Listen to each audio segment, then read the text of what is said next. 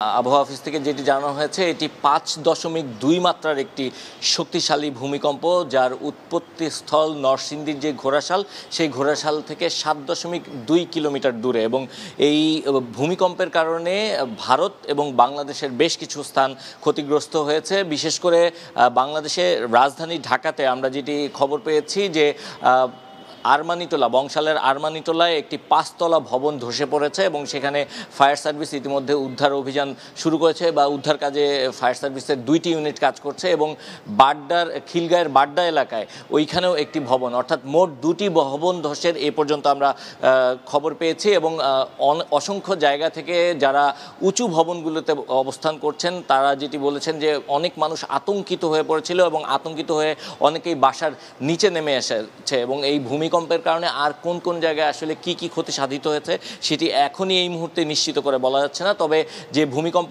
অনুভূত হয়েছে এটি 5.2 মাত্রার ভূমিকম্প। আজকে সকাল 10টা 38 মিনিটে এই ভূমিকম্পটি অনুভূত হয়েছে এবং এই ভূমিকম্পে এখনও পর্যন্ত কোনো হতাহতের খবর পাওয়া যায়নি। তবে আবহাওয়া অফিস থেকে যেটি জানানো হয়েছে যে যেহেতু বাংলাদেশের খুব কাছে এই ভূমিকম্পটি আঘাত এনেছে, এ কারণে ভূমিকম্পের মাত্রা 5.2 হওয়ার পরেও এই এত ভয়াবহতা হয়েছে। এবং যারা নিচতলার বাসিন্দা যারা ছিলেন তারাও কিন্তু এই ভূমিকম্পের কারণে পুরো ভবনটি কেঁপে উঠেছিল। বিশেষ করে ওপরতলায় যারা থাকতেন তারা সবচেয়ে বেশি ভীত সন্ত্রস্ত হয়ে পড়েছেন এবং ওপরের যে বাসিন্দারা রয়েছেন তারা কিন্তু ভবন ছেড়ে রাস্তায় নেমে এসেছেন।